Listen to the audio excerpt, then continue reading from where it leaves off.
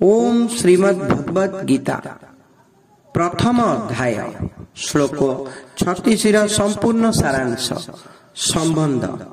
पूर्व श्लोक रे अर्जुन स्वजन मानंकु न मारिबार दुईटी कारण दर्शाइले।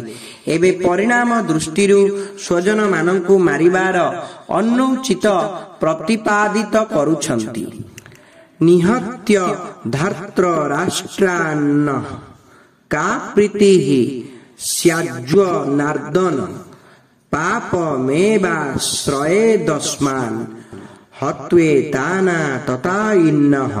हे जनार्दन, धृत राष्ट्रंकर एही संबंधी मानंकु मारी आम मानंकु की प्रसन्नता मिलिबो?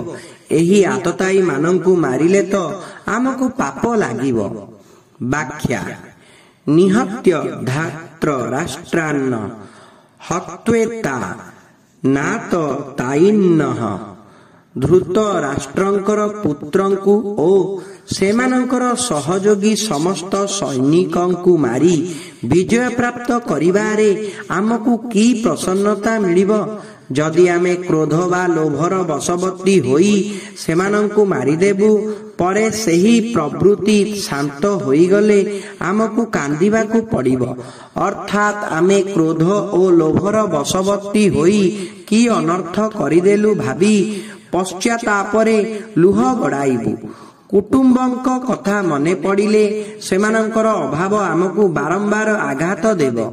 सेमानंक मृत्युरे शोकाकुल चित्त आमकु असह्य दुख देबो। एपरि स्थिति रे कोन आमकु केबे प्रसन्नता मिली पारिबो?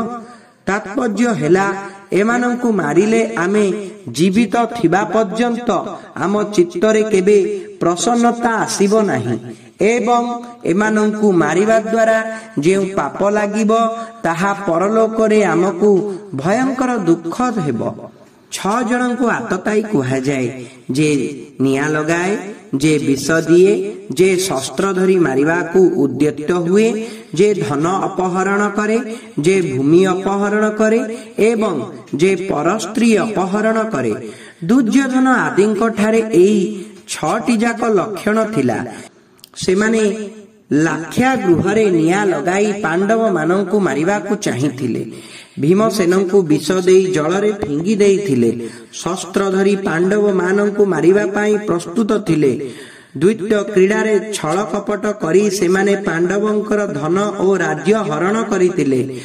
दुर्योधन द्रौपदींकु सभा मझीकु अणाई मु तते जानिछि तू मोर दासी होई गलु आदि भाषारे बहुत अपमानित करिथिले एवं दुर्योधन प्रभृतिंक प्रेरणारे जयदत्त द्रौपदींकु हरण करी नेई जाइथिला। शास्त्र वचन अनुसारे आतताईकु हत्या कले हत्याकारी को कौनसी दोष लागे नाही। ना तो ताई बधे दोषे हंतु भर्वती कश्चन।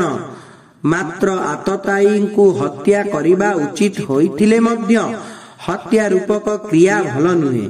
शास्त्र माने मध्य कहंती जे केबे कहारी प्रति हिंसा करिबा उचित नुहे। न हिंस्याश्चर्वा भूतानि अहिंसा परम धर्म अहिंसा परमो धर्मः। तेणु क्रोध ओ लोभर वशीभूत होई आमे कुटुंब मानक प्रति हिंसा कार्य करिबु किपरि? आतताई हिसाब रे दुर्योधनादि बध्य, किंतु आमर कुटुंब होइतिबारु एमानंकु मारिले आमकु पाप लागिबो।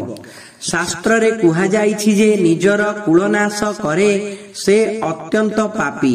स एव पापिष्टतम जह कुज्या कुलनाशनम। एणु जेउ आतताई माने निजर कुटुंब सेमानंकु किपरि मराजिबो? सेमानंक ठारू संपर्क तुटाई देबा भिन्ने होई जिबा तो ठीक, किंतु मारिबा ठीक नुहे।